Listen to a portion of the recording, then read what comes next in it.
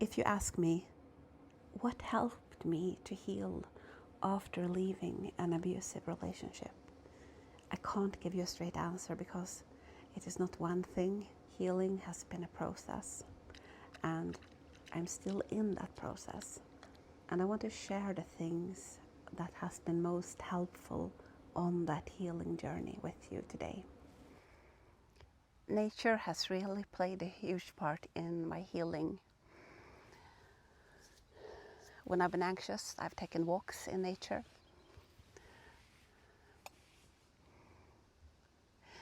When I've tried to figure out the way to move forward, if I have been able to have a moment for myself, nature has been the best place for me to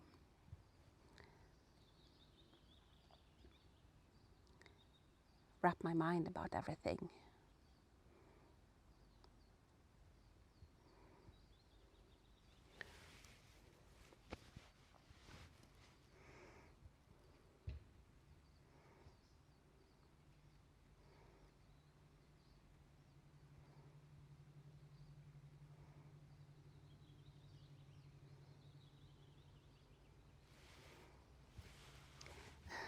I don't really have a lot of words about nature, but it's like nature speaks for itself. Knitting has helped me tremendously. After leaving, I became a huge knitter. And especially in the beginning, when every day was a struggle, when I was struggling to keep no contact, and when I was struggling with anxiety and I did not know what the future would hold, knitting helped me to have something to do with my hands. And for me, the best thing about knitting, because I usually do a lot of straight knitting. Actually, this will be a sweater, but large part of it is just doing the regular stitches and then the purl stitches. So I only need to do 2 different stitches, and it's a lot of repeating patterns. So I can do that pattern while thinking about anything or thinking about nothing. And in the beginning of leaving, I knitted a lot of shawls, and that's even simpler patterns. Something that really helped me to heal was this door. This has really been a blessing. So we moved to this apartment a year and 4 months ago. And before that, I never had my own room. But in this apartment, my kids have their separate rooms, and I have my own room with a door that I can close and a little chair and a bed. And here I can retreat when I need to rest or lay down. And I do that several times a day. I can go into this room when I feel overwhelmed. I can sit here and do something calm, like knitting, even if my kids have their friends over and they're a bit loud. They're not up here, they're not in my head. So to be able to be alone, I think that after having this room, this may be the first time after having kids that I'm able to have a space and some time for myself. Before the separation, I never had time for myself or to be alone. I only had that like when I was in the bathroom or when I was at work. But in neither of those places, like at work, I had chores to do, and I couldn't be in the bathroom for too long. It's not that restful, even if it's called a restroom. But yeah, to have my own room, my own space. So here it is. Here's my room. You might recognize this chair from some of my videos. I actually shoot a lot of my videos in this room or in the kitchen after the kids are asleep. Speaking of which, YouTube has helped me in healing. Before, I used to journal every day, but after starting this channel, I've been able to process a lot while talking to you on my videos. And you don't see that, but I don't have any real camera equipment, so that was bright light. So I have this bright light box, and then I have this ladder which I prop up with some med school books, and I will put the camera here when I film, so supported by a little lamp. And this ladder also doubles as a cloth rack, so drying some of the wet clothes.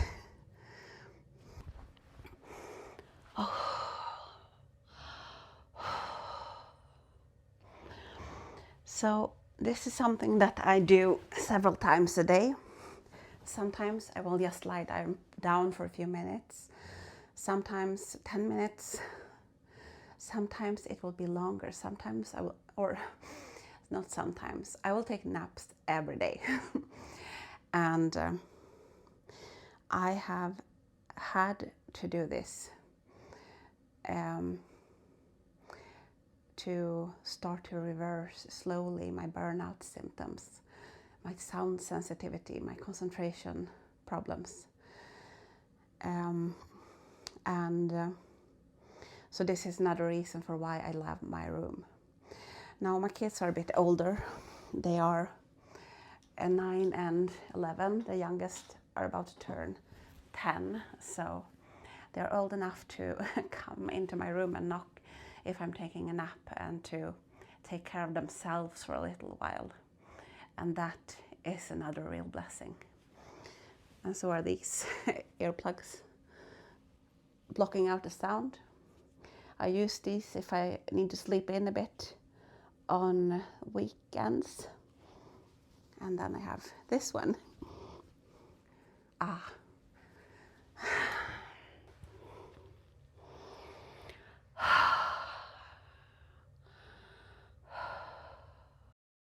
My faith is another thing that's been a huge part, not only in me escaping and having the strength to stand up for truth, but also my faith and prayer life is a part of my everyday. I will pray before sleeping, in the morning, and when I'm out in nature. Sometimes I will pray to God, pray to Jesus when I'm out here by myself, or pray while walking.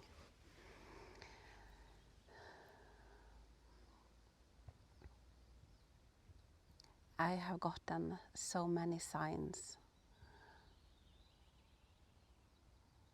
from God and miracles when praying in the name of Jesus.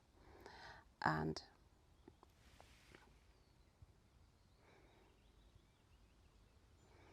it has given me this faith that will not be shaken. I went through some very tough, very hard years. Some days felt like an age in itself, just getting through the day and getting to the time where my kids were asleep and I could just fall asleep myself and forget about my life.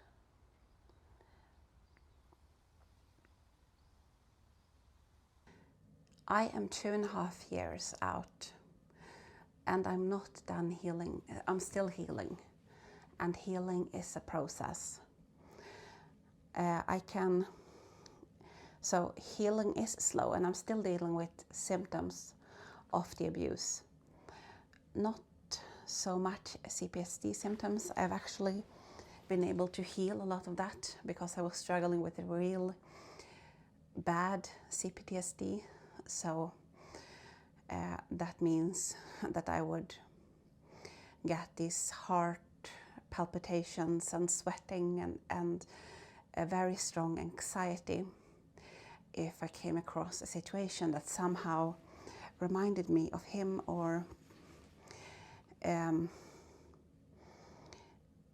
it would be like if I thought that I saw him, or actually if I saw any person outside of my windows, because that was where I first saw it, like the first time he stalked us. I saw him outside of my kitchen window. So that became a major trigger for me, even if I saw someone walking their dog. And it was like my nervous system was reacting before my brain could even process the visual input. So before I could recognize that that's not him, my nervous system was already firing the high alert, like a reflex almost. And I could feel this jolt through, like it felt really like a jolt, like being struck by lightning. And my heart would start rushing immediately, and I would be shaking. So it was like a flood of adrenaline, and my body went into fight or flight mode without me being able to shut it off. And I had severe nightmares. I slept only a few hours at a time in the beginning, and so I've been able to heal a lot of that. I am still struggling with nightmares, but they don't come every night. So, but every week I still have some bad nightmares, and it involves him. And I'm still struggling with burnout, so mental fatigue, difficulty concentrating for a long time. I will have real difficulty if there is a novel mental task. So if there is something new, and it can be something really silly, like trying to fix my son's bike chain.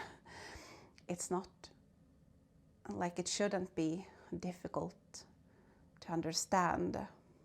I should be able to just Google a video and look at someone doing it and copy it.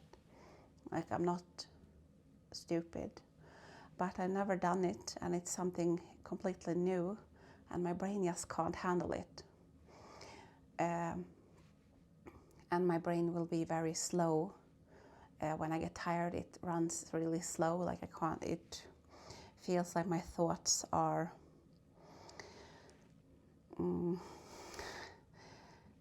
like they're not flowing. It's like they're stuck. I can't think clearly. And sound sensitivity.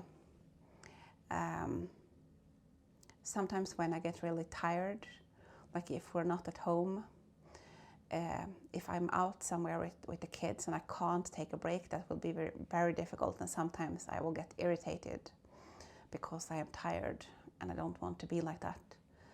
And I'm trying to deal with that by always planning ahead and never ever planning in more than one activity or one thing to do during the day. I can't do anything, like any activities after my work. Okej, jag kommer. Gå och lägg dig, hjärtat. Gå och lägg dig så kommer jag. Okay.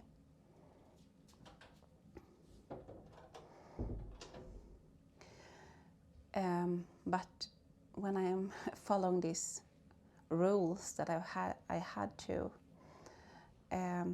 change my life around my new capacity. I'm doing okay, I'm doing better, and I can actually feel this summer compared with last summer.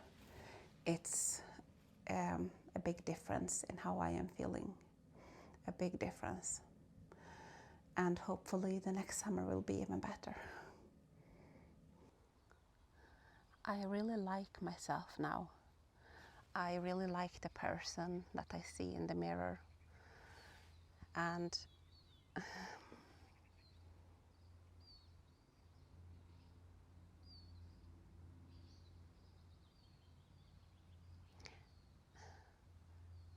yes, I still sometimes am harsh toward myself or feel insecure, but so there's still a lot to work on, but somehow I also begin to like myself and love myself. And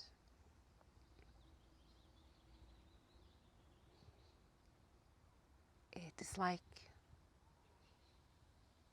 the person that I am now, because before, my whole personality and my thoughts, they were like going back some years, say 15 years back, or in the early years of our relationship. I was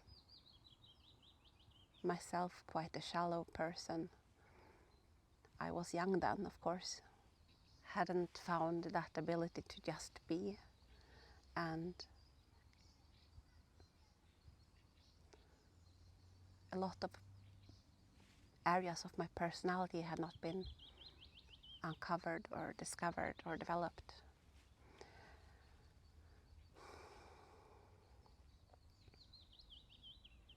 I am not grateful to him for his abuse, but I am grateful for that in spite of him, I did grow and develop, and I got out on the other side, survived, and my kids survived, and we are physically unharmed, and we are healing the emotional part. If this is what it took, if those years are the price for me to have gotten these lessons, I wouldn't want to change things. I wouldn't want to go back. But without these experiences, I would not have woken up to the existence of abuse and manipulation in so many people in my surroundings.